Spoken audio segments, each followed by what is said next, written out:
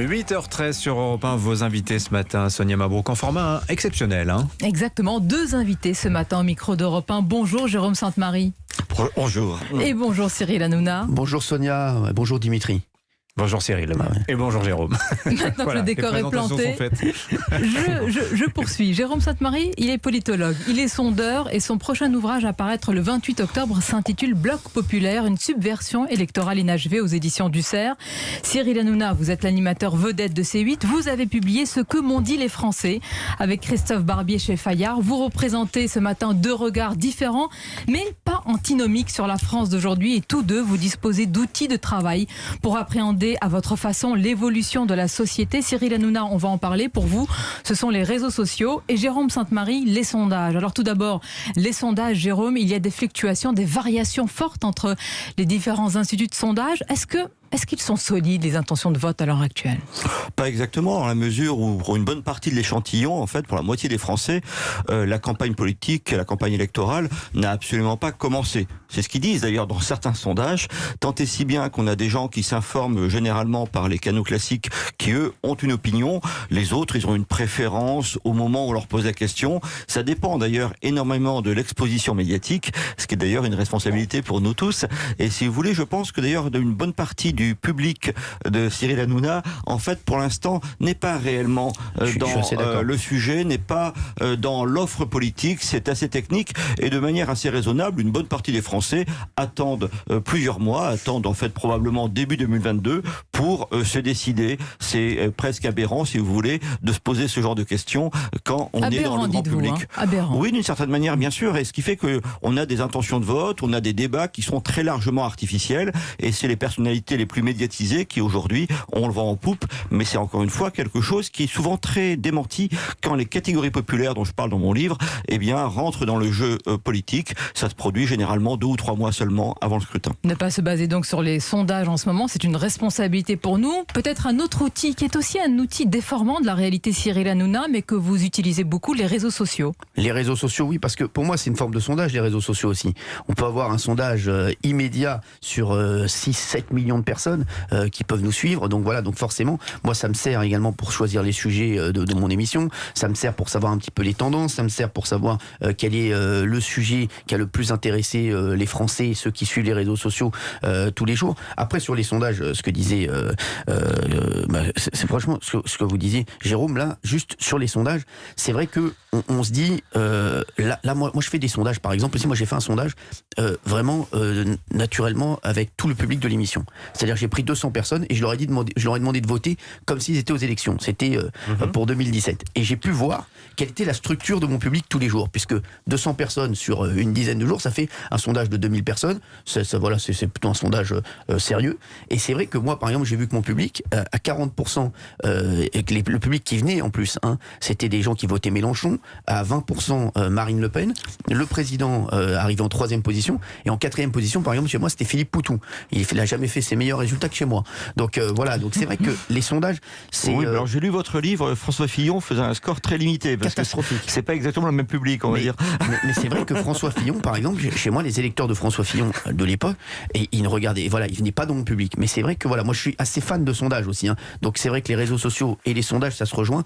Et les réseaux sociaux, c'est une forme de sondage immédiat. Donc c'est important pour moi aussi. Et ce sont 2 outils à votre disposition. C'est ce qui vous rapproche également. Jérôme Sainte-Marie, quand même, vous sonnez l'alerte ce matin, si je vous entends bien. Vous dites, parce qu'en ce moment, les responsables politiques sont en train de faire leur stratégie, défaire et faire leur stratégie en fonction de ces sondages qui ne sont pas solides.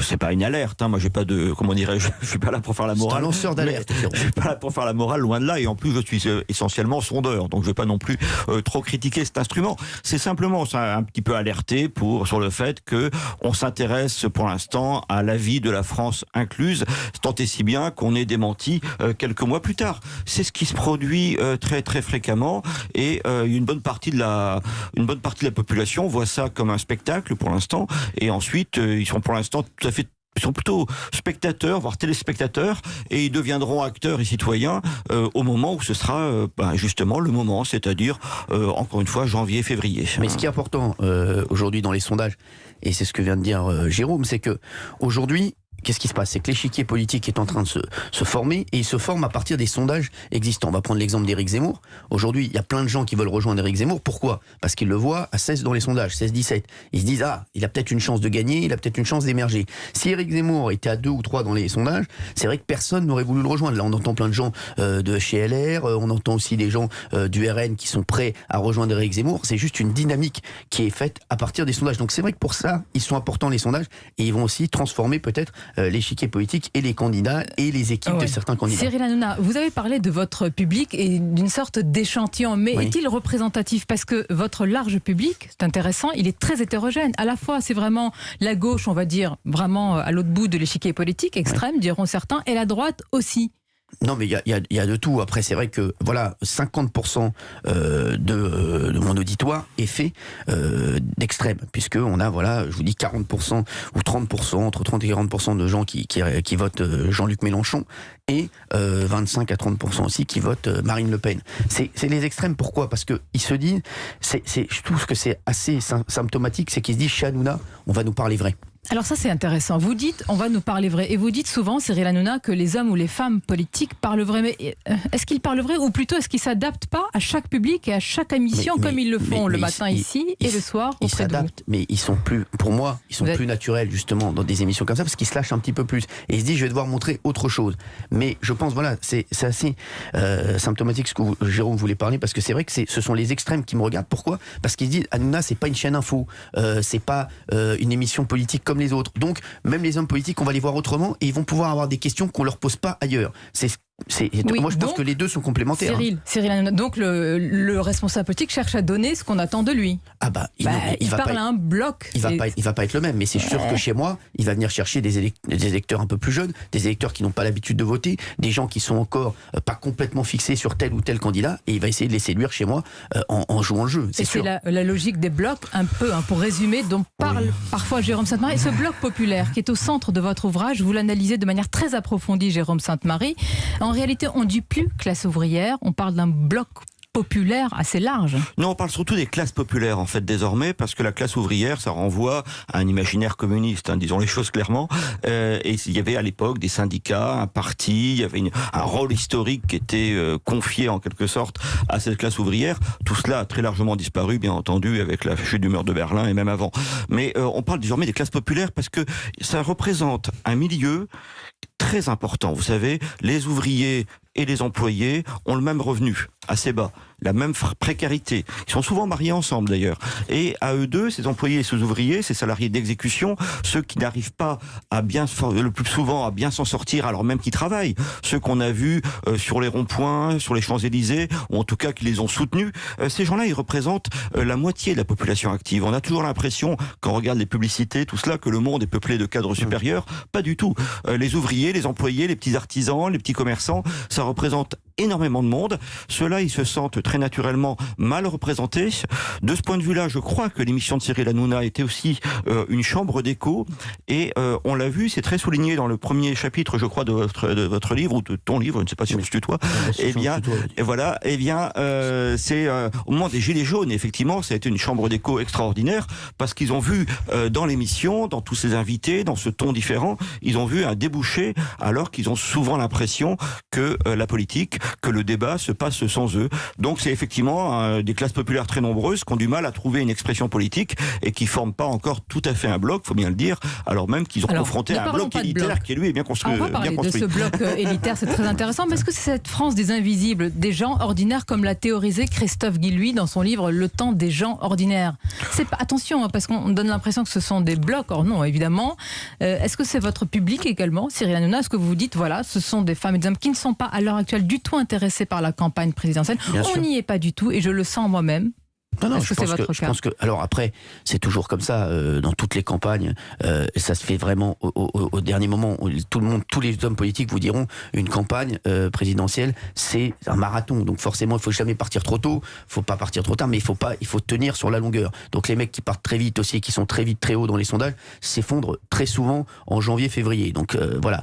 Et c'est vrai que c'est en janvier et en février qu'on aura vraiment une cartographie de ce qui va se passer en avril prochain. Mais sont un peu comme tous les électeurs, hein, mes téléspectateurs, ils attendent un petit peu le dernier moment. Et aujourd'hui, il y a très peu de votes d'adhésion. On le voit, avant, il y avait plus de votes d'adhésion, même sur des candidats. Aujourd'hui, c'est plus, on attend de savoir ce que va dire l'un, ce que va dire l'autre, et on se dit, tiens, lui a dit ça, bon, alors je suis plus d'accord avec lui, donc je vais aller voter chez l'autre. C'est vrai que il y a plus d'adhésion comme avant. Je sens moins vraiment d'adhésion même sur Marine Le Pen, qui avait un vote d'adhésion incroyable. On voit que ça s'effrite énormément et que l'adhésion n'est plus la même que lors des élections de 2017 pour elle, ou du Front National avant, où Jean-Marie Le Pen était passé au deuxième tour, où il y avait un vrai vote d'adhésion. On savait que le Rassemblement National ou le Front National avait un socle très solide. Aujourd'hui, même le Rassemblement National, on voit que ça s'effrite et on voit qu'il n'a plus un socle aussi solide qu'avant. Est-ce qu'il y a, Cyril Hanouna, un responsable politique qui vous a dit jamais je ne mettrai les pieds dans votre émission? Jamais. Plus maintenant, vraiment plus maintenant. Tous viennent. Vraiment, on n'a plus de refus catégorique. On va attendre un petit peu, on attend de voir ce qui va se passer, mais on n'a plus de refus catégorique. Comment vous l'expliquez? Est-ce que c'est l'air du temps? Vous connaissez la phrase. Qui aurait imaginé le général de Gaulle? Si on l'adapte à notre contexte, qui aurait imaginé le général de Gaulle chez Cyril Hanouna? Ah bah j'aurais adoré. non mais oui, Jérôme, bon après je vais répondre si vous voulez. Allez. Non mais votre réponse m'intéresse. Non mais moi je pense que au contraire, ce que je dis moi, c'est que les hommes politiques, ils ont besoin de venir autant dans des émissions spécialisées que sur des radios sérieuses comme Europe 1 ou sur des chaînes info sérieuses, et ils ont besoin aussi de montrer autre chose chez moi. On a vu, Michel Drucker a toujours reçu des hommes politiques. Jacques Chirac a fait plusieurs fois le canapé de Michel Drucker. Moi, c'est un autre type de Michel Drucker, c'est un Michel Drucker 3.0. J'adore ce que fait Michel d'ailleurs, et je m'en suis aussi inspiré. Et c'est vrai que, voilà, moi, le seul truc que j'ai, et je le dis à chaque fois, c'est que j'ai l'avantage et l'inconvénient de les rendre tous sympathiques. Et ça, c'est vrai que ça peut être un inconvénient après, parce qu'on se dit, ah ben il était sympathique chez Hanouna, même si ses idées ne me correspondent pas, je peux aller voter pour lui. C'est le seul truc, voilà, qui me dérange un petit peu. Mais sinon, voilà, moi je pense que tout le monde doit venir, au contraire, pour montrer autre chose et pour toucher des gens qui ne sont pas encore fixés et des gens qui ne savent pas pour qui voter. Jérôme Sainte-Marie, vous voulez réagir? Oui, tout à fait. Alors, en lisant le livre, en fait, à un moment donné, il y a Cyril Hanouna qui parle d'agora révolutionnaire, je crois, pour son émission.